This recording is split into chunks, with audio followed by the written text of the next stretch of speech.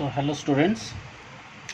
Now we have already discussed about recursion in our previous videos, and we saw how a stack is used in executing a recursive program. Okay, so we completed the application of stack using recursion. Okay, so now in today's video, instead of starting at the new topic, I'll just give you some more examples regarding recursive functions. So this is purely for your practice purpose. So I'll give you some examples where you can create a function as a recursive function.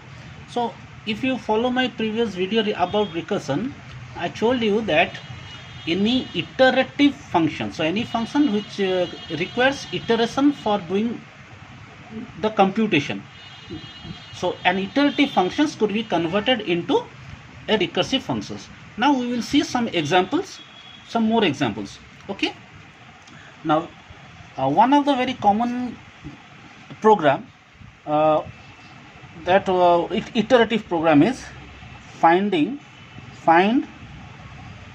x to the power of y. So x and y will be given as input, and the function I want to define will return the x raised to the power y. So definitely x raised to the, how do you compute x raised to the power y? So if x raised to the power y can be computed iteratively by multiplying x y number of times. See, let me first write down the iterative formula, iterative function. So I'll give a name to my function, int, and let's say power is our power.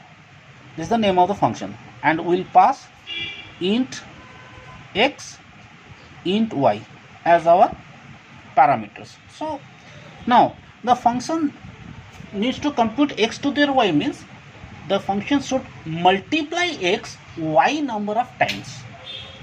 Okay, so how can we achieve this? Now I can write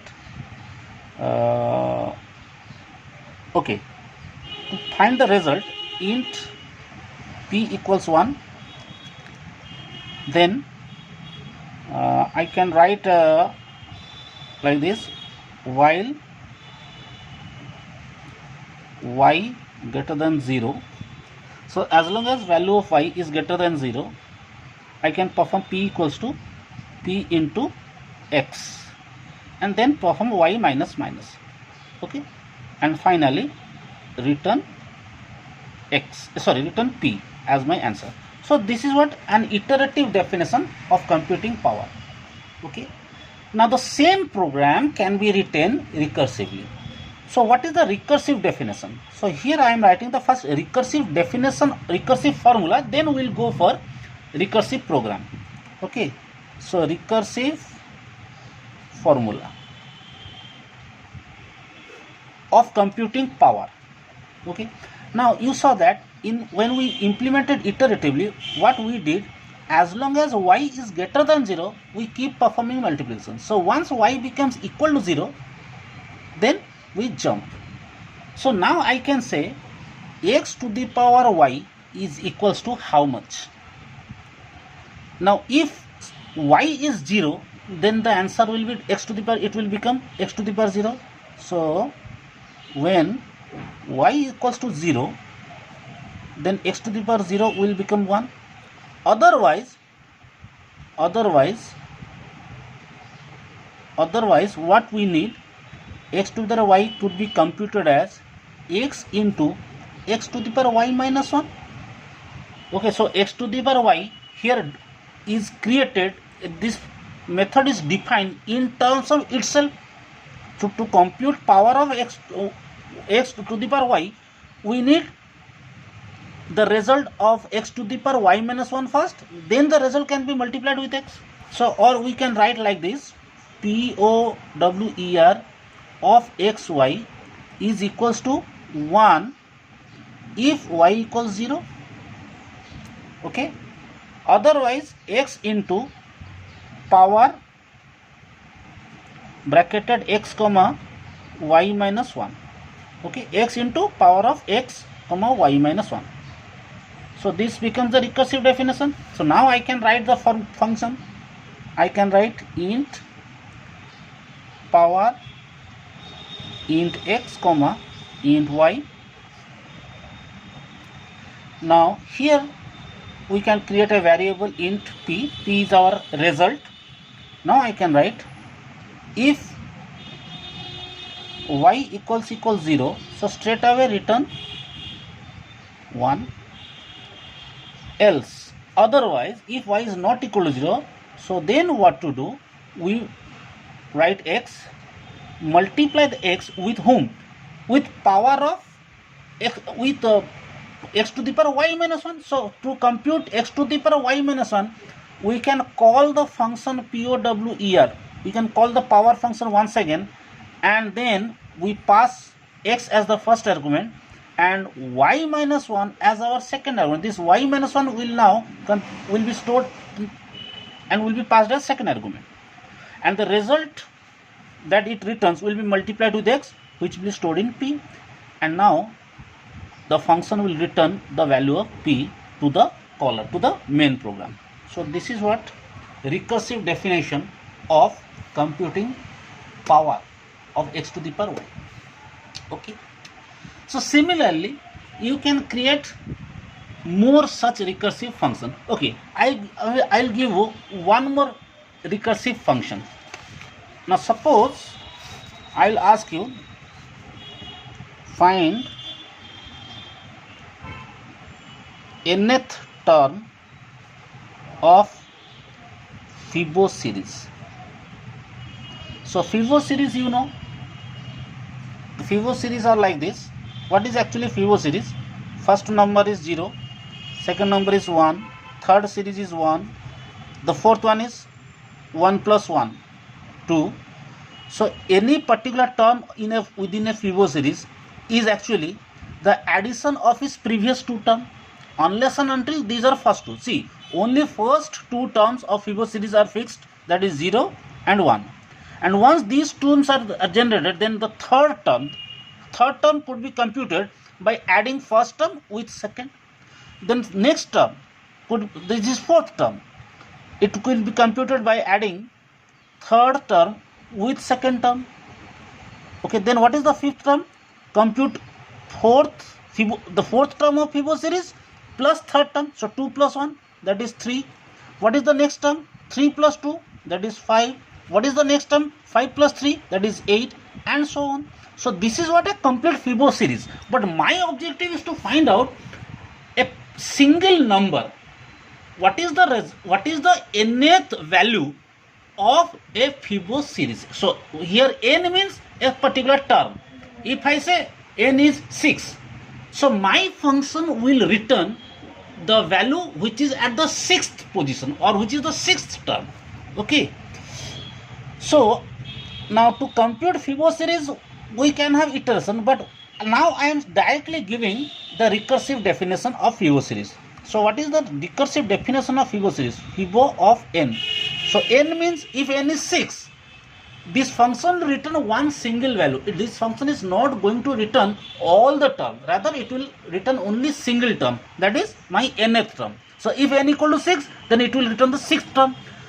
What is the 6th term? First, second, third, fourth, fifth, sixth. 6th term is 5. So this, if n is equal to 6, the function will return 5. If n is 7, the function will return 8, and so on. So how can we define it recursively? See, we know that in a Fibo series, if at all the value of n is 1 means we need first term. So for the first term of Fibo series should not be computed, rather first term is fixed, that is 0, and the second term is fixed, that is 1. The second term of Fibo series is 1. So now I can write the Fibo series is, the answer will be 0 if n equals to 1. Answer will be 1 if n equals to 2. Means for the first term the answer is 0, for the second term answer is 1. Otherwise, in all other cases, when n is greater than 2, so if n is greater than 2, then what is the answer?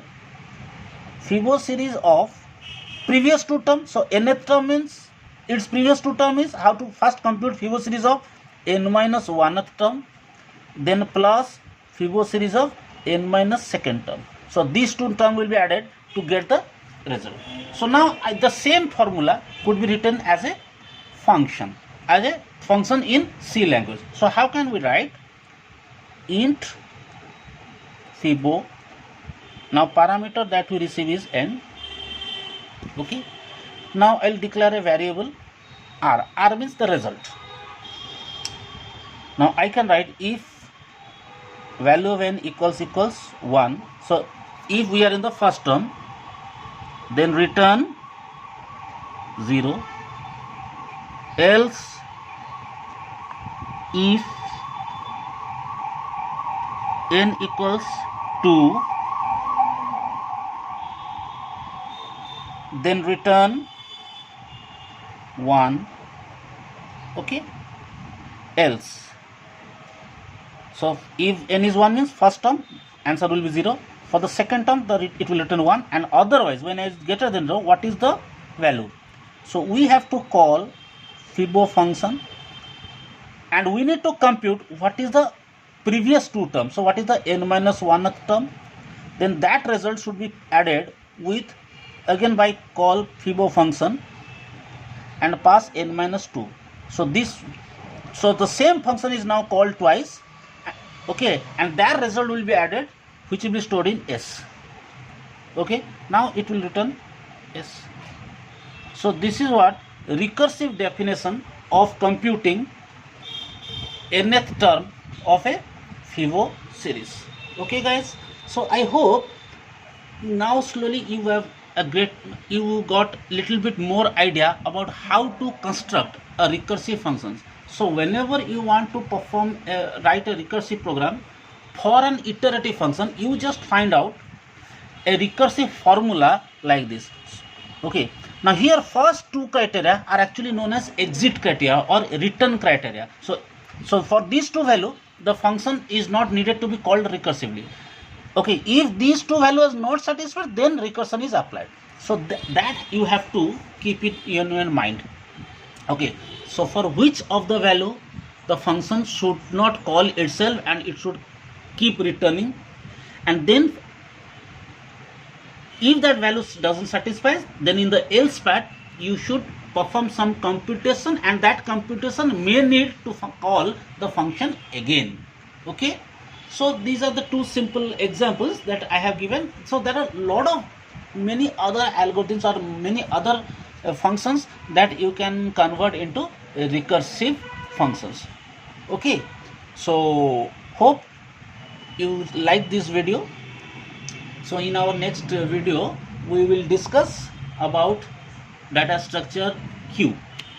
Okay, so this concludes the stack part, so where we completed all operations of stack and we have also seen applications of stack. Okay, so till then